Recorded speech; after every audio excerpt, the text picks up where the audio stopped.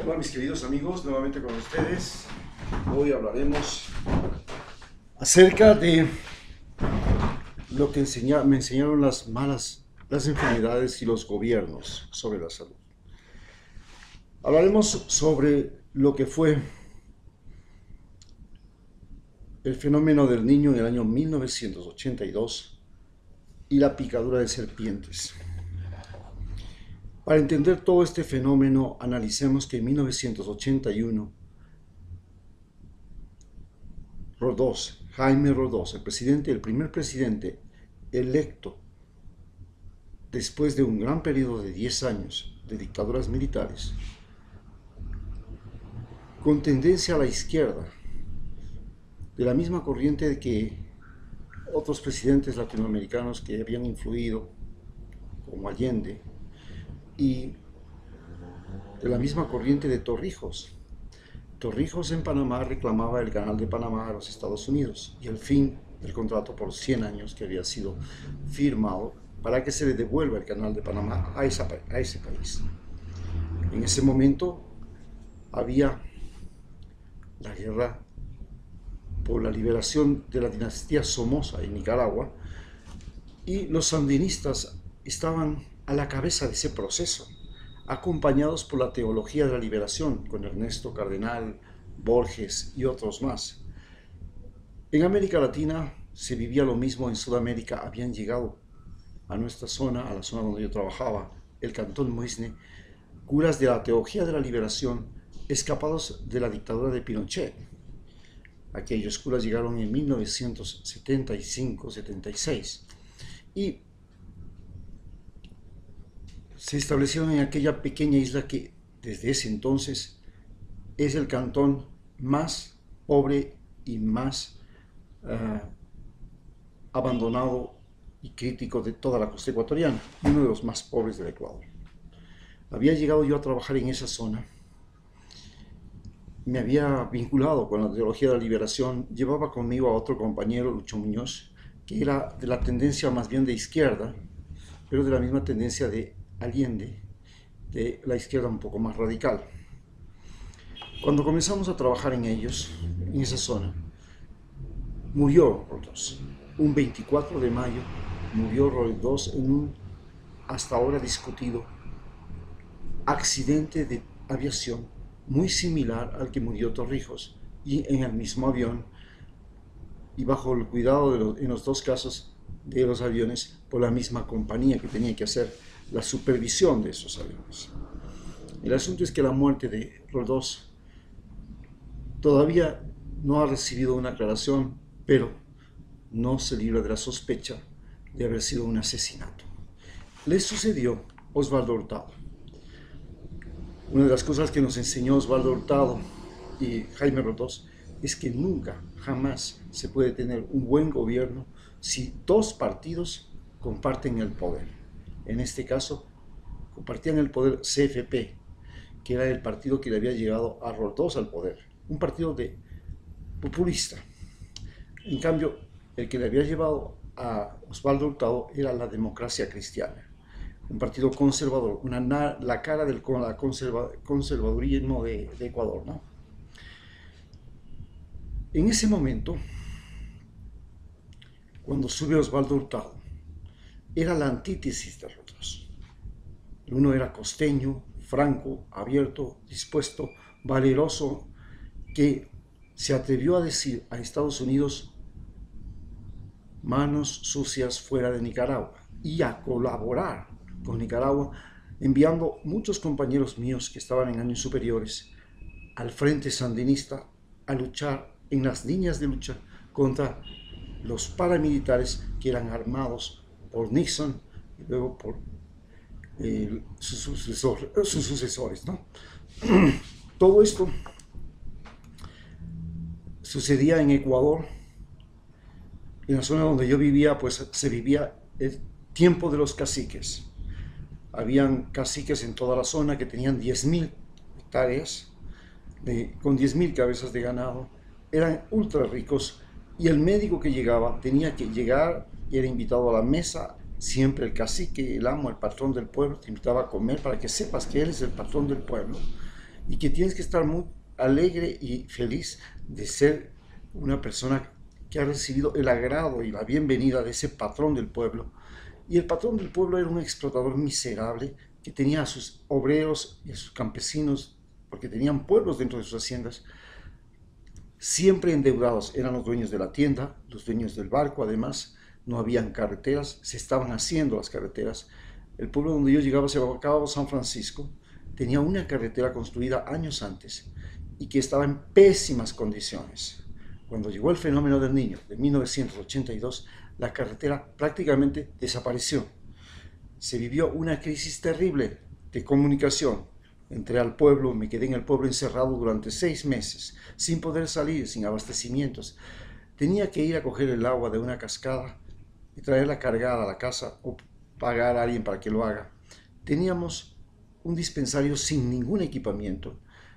Fui y busqué el equipamiento en Esmeraldas, me entregaron las camillas, la cama, todo lo que se necesitaba básico. Teníamos tensiómetros, estetoscopios y con eso nos teníamos que defender. No teníamos nada más. No teníamos líneas telefónicas, no teníamos electricidad en el pueblo. El pueblo tenía electricidad por ciertas horas con un motor que hacía un escándalo tremendo y que cuando se prendían 2 planchas se acababa la luz del pueblo. En el dispensario, que era el lugar más apartado del pueblo, convivía yo con iguanas, cangrejos, escorpiones, una especial variedad de hormiga que se llama la conga, una enorme hormiga que cuando te pica es mucho más dolorosa que la picadura del escorpión. Y le picó a mi mujer, vivíamos con mi mujer en ese lugar. Y al mismo tiempo teníamos de un lado la vivienda del médico, tuvimos que equiparla todos nosotros, llevar la cama, la cocina, todo tuvimos que llevarlo. Y al otro lado teníamos el dispensario. Fui el primer médico que trabajó en ese dispensario en la historia del Cabo San Francisco, en 1982. En ese momento, cuando llegó el fenómeno del Niño, Osvaldo Hurtado había hecho inmediatamente que llegó al poder una jugada cumbre. Había conseguido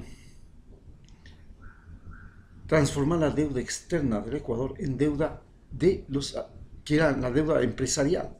Los empresarios se habían endeudado en bancos para hacer sus empresas aquí en Ecuador, entre esos Rodrigo Paz, que era su ministro de Finanzas, y estaban completamente ahorcados por la situación económica del país. Comenzamos a vivir ya un periodo de ligera inflación. En ese momento el dólar pasó a valer de 25 a 35 sucres por dólar, y se comenzó a vivir un periodo inflacionario que se prolongaría hasta el fin del sucre, que es en el año 1999. En ese momento se le ocurre a este señor y a su ministro de Finanzas hacer que toda la deuda externa de los empresarios más ricos del país sea sucretizada y no se pague en dólares. Es decir, coge y le convierte a la deuda externa de los empresarios en deuda de todos los ecuatorianos. Y así, sucretizando la deuda, más o menos lo que ha hecho el presidente Lenín Moreno ahora, que les ha condonado una deuda de 4.000 millones de dólares, equivalente a 100.000 millones de dólares a los Estados Unidos. Es decir, en este momento Lenín Moreno ha hecho una condonación de 4.000 millones de dólares a los más ricos empresarios del Ecuador. Es una condonación de deuda de impuestos, etcétera, etcétera. Era con el Estado la deuda. En cambio, la deuda que tenían en ese momento los empresarios, en el tiempo de Yamil Maguad, era una deuda que tenían con los Estados Unidos. Entonces nos transfieren a todos los ecuatorianos, devalúa la moneda y comenzamos a pagar a través de devaluaciones que disminuían nuestra capacidad adquisitiva, que disminuían nuestros salarios, pero trabajando por el mismo tiempo, por las mismas horas y todo. Comenzamos a pagar la deuda de los empresarios. Hoy Lenín Moreno ha hecho lo mismo, pero la deuda es con el Estado. Entonces, ahora todos los ecuatorianos tenemos que pagar más impuestos, ¿no? De alguna manera, y para cubrir lo que les ha quitado la deuda a los empresarios ecuatorianos. Y decía 100.000 millones de dólares porque la población de Ecuador es de 16 millones de habitantes. La población de Estados Unidos es de 360 millones de habitantes. Si el presidente ecuatoriano condona una deuda a los empresarios de 4.000 millones, es como si el presidente de los Estados Unidos condonara una deuda a sus empresarios por 100.000 millones de dólares, lo que pasó en el año 2008 con la crisis bancaria de los Estados Unidos. Eso es lo que ha pasado ahora con Lenín Moreno. En ese momento, cuando llega el fenómeno del Niño, las inundaciones destrozan el 25% del pueblo y aparece un enemigo que en ese momento no era en sí la malaria, porque había una gran rotación de agua. La malaria viene después del fenómeno del Niño. El fenómeno, la enfermedad y las cosas que afectan son básicamente las picaduras por insectos, como les explicaba, la conga, los escorpiones, pero lo más grave es que bajan con los ríos las serpientes. En el pueblo, las serpientes se escondían debajo de las casas que tenían altillos que eran construidas sobre mangles para que circulara por debajo del agua cuando había peligros de inundación, una construcción muy típica de la costa ecuatoriana. En esos lugares se escondían las serpientes. Le picó a una niña de unos 8 años una serpiente en la pierna. Corrimos por la playa. No había cómo llevar. La gente me apoyaba. Tratábamos de llegar a tiempo antes de que ya se muriera, porque comenzó ya a trasudar sangre. La X produce coagulación vascular diseminada y la sangre comienza a escaparse de los vasos sanguíneos y afecta a los músculos produciendo terribles dolores, espasmos musculares, destruyendo a los músculos y luego sale por la piel. Comienza a trasudar la sangre. En ese momento la niña comenzaba ya a trasudar la sangre y era tal la crítica la situación que no teníamos ningún sistema de transporte como tenemos ahora, que podemos llamar ambulancias al 911, etcétera, etcétera, para poder referir al paciente, sino que teníamos que correr por la playa, saltar un acantilado que separaba la playa de Bunche con el Cabo San Francisco, arrimándonos a las paredes mientras las olas nos golpeaban los pies y haciendo acrobacias para cruzar con las camillas, con la camilla, llegar al otro lado, buscar una lancha que lo transporte en el estuario de Muisne, llegar al otro lado del estuario de Muisne y llegar a un hospital, el hospital de Muisne. Eran tan mal abastecidos los hospitales del Ecuador que no habían suelo antiofídico. La solución que en ese momento se me ocurrió a mí es utilizar antihistamínicos en gran cantidad y corticoides para frenar la cosa, más vitamina K que conseguimos que sí habían en ese momento para neutralizar la coagulación vascular diseminada, y de esa manera se logró hasta que logramos detener el veneno, le salvamos a la niña. Fue una casualidad posiblemente, la niña quedó con la pierna atrofiada, deforme, y esa era la vivencia que se tenía de Ecuador. Era un país que prefería pagar las deudas de los ricachones de este país a tener buenos dispensarios, a tener buenos consultorios médicos, buenos subcentros, a tener carreteras. Todo el dinero era para los ricos, nuestro dinero iba a parar en eso, y la salud era un juego de vida y muerte en la que los médicos teníamos que hacer proezas para poder salvar las vidas. Muchas gracias.